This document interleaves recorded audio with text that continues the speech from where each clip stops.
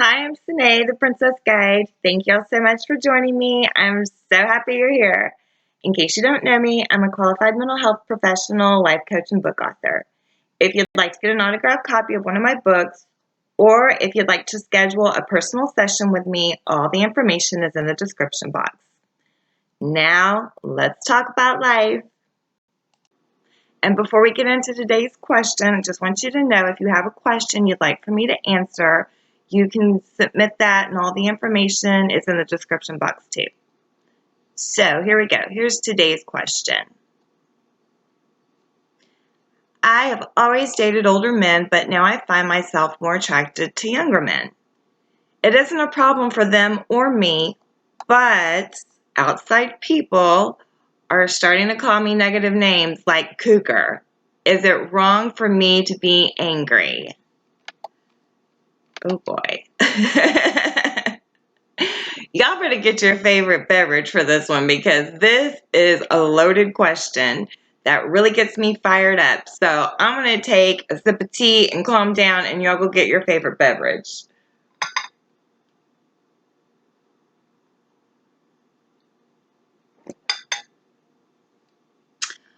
All right, first of all, anger in and of itself is not wrong, and we're going to get into that. But I'm always talking about how you have to go to the kingdom within. You can't allow other people to define you, tell you what's right for you, or tell you what to do. You have to be secure and very clear with yourself. And then you don't need the outside validation. You just don't need it. Dr. Wayne Dyer used to always say that we need to be independent of the good opinion of other people. But that also includes the bad too. So, yes, it's okay to be angry. That's part of the grieving process. I talk about that a lot, and we're going to get into it today. There's also something called righteous anger. And when I was in graduate school, I had a friend of mine say to me one day, she just looked at me and said, "There's nothing wrong with you being upset. And in fact, you have the right to have righteous anger over what's going on in your life." And Paul talks about that. If we want to get biblical, Paul talks about that in Ephesians 4. So, what I'll start out by saying is, your life is your life. These are your choices to make. These are your mistakes to make. It's perfectly fine to make mistakes. That's why we're here. The key is we have to learn from those. So, you cannot allow other people to speak into your life unless, like my mentor used to tell me, if someone has an operation in their life, what you want in your life, then it's okay for you to seek guidance or accept what they want to speak into your life. However, it's the vast majority of people that you just cannot let speak into your life because they don't have your best interests at heart. Let's face it. I mean, the same people out there saying love is love and blah, blah, blah, they're the same ones that are criticizing you for living your life. So you have to know what's best for you. And yes, there are going to be times when you get angry. It happens. That's part of the emotional process. The key to it is not to allow anger to become destructive. And we're going to talk about how to do that, how to release it, and all of that. But I just want to encourage you today, don't listen to what the naysayers have to say because they're all around us. You know, what is it that Taylor Swift said? Haters gonna hate. And yeah, there are a lot of negative people out there. I would just encourage you that when someone shows you who they are and they're not being encouraging to you, they're not being uplifting, they're not trying to help you, banish them from your kingdom. Don't allow them to speak into your life. And that means whatever it means. If it means you block them, if it means you stop talking to them and ghost them, and y'all probably know I don't like the whole ghosting thing, but you have to do what's right for you. If that even includes you just standing up to them and saying, this is not cool, this is not good, I'm not having this in my life, you either treat me this way or you can't be around me, that's fine too.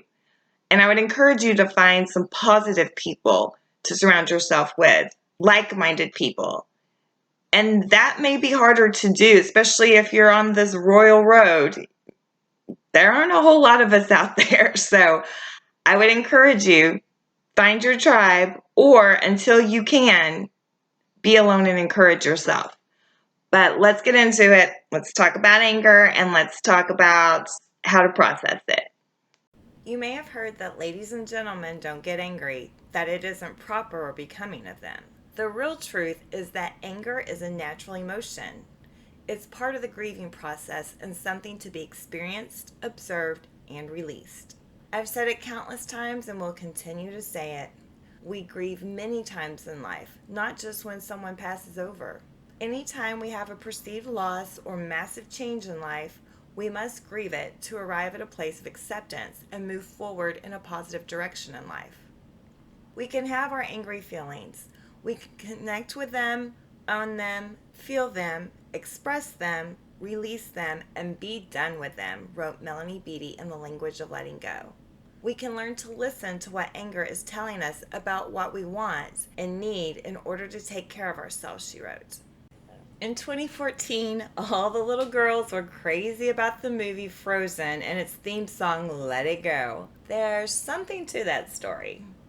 When we hold on to negative emotions, especially anger, it hurts us and not the other person. I've written about forgiveness in my books, but you can't truly forgive another person or yourself if you're internalizing anger. In his book, Mars and Venus Starting Over, Dr. John Gray wrote, feeling and then releasing anger reconnects us to our passion for love and life. In my personal experience and professional observation, a person can go back and forth between the stages of grief until they finally arrive at acceptance. During my darkest time while grieving the loss of a relationship, I went through denial, depression, denial, bargaining, denial, depression, anger, depression, anger. I was never allowed to feel it before, so it took its toll in this process. And then I finally came to acceptance. We can feel angry without hurting or abusing others or ourselves. If we don't feel our angry feelings today, we will need to face them tomorrow, wrote Beattie. Dr. Gray talked about grieving the loss of love in his book, but this insight can be applied to grieving in general. Grieving means fully feeling and then releasing all the painful emotions that come up when we reflect on our loss. Yet another mistake is not giving ourselves permission to experience all our feelings, he wrote. When I was studying marriage and family psychology in undergrad, my professor said anger is a beneficial emotion. She described it as powerful but alienating. She said the best way to deal with anger is to let it all out. She said venting does not solve the problem. So how do we let the anger all out without causing damage to ourselves or others? What's the healthy way to be angry? I remember having a conversation about this with a therapist friend of mine who also happens to be a Christian. I was talking about how Paul said in Ephesians 4 to be angry but do not sin. I asked her, what does that do not sin part look like? She said it means to feel angry about something but don't go burn someone's house down or destroy their car with a baseball bat. In the past, some therapists have suggested having a pillow fight or using foam bats. Today, there are rage rooms where you can pay to go destroy property with a real baseball bat. I think exercising or using a punching bag with boxing gloves may be a healthier alternative that benefits both the body and the brain. Dr. Daniel Amen would probably agree with me. Exercise releases endorphins that induce a sense of well-being. Exercise also increases blood flow throughout the brain, which nourishes it so that it can function properly, he wrote in Change Your Brain, Change Your Life. Exercise can also be very helpful in calming worries and increasing cognitive flexibility. It raises brain serotonin levels. I believe in releasing emotions through the body, especially the hands.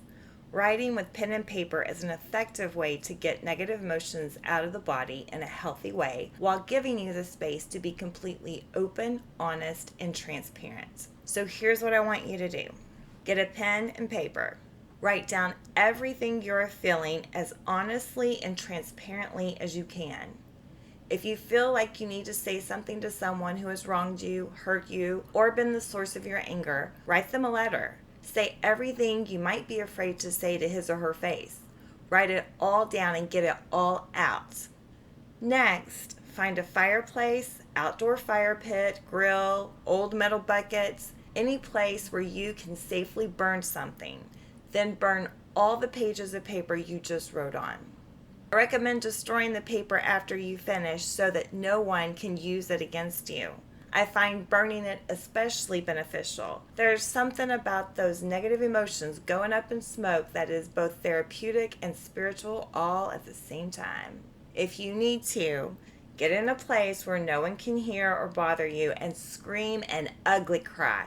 I mean that kind of cry where there's snot running down your face ugly cry. Trust me, it'll do you a world of good.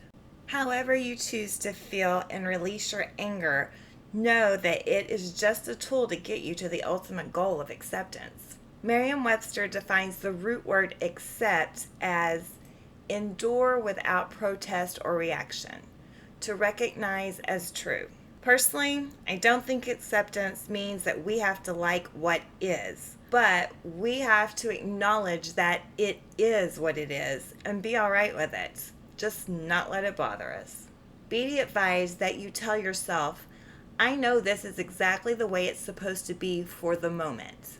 That's a very freeing statement to me because it comes with a lot of hope in the way I read it. Accepting yourself and your situation, knowing that it is only momentary and that you give it your full permission and faith to change in a positive way is very empowering. So be angry if you need to. Feel it, release it, and move forward in a positive direction. Just do the next right thing for yourself. Thank you again for watching. I'm so grateful for you and I appreciate you spending your time with me. If you found this helpful or insightful, please like, subscribe, share with your friends, and join me for another episode soon. Remember, if you'd like to have the Princess guide you and have me work with you personally, you can log on to theprincessguide.com. That's theprincessguide.com. Until next time, keep your crown on and stay on your throne.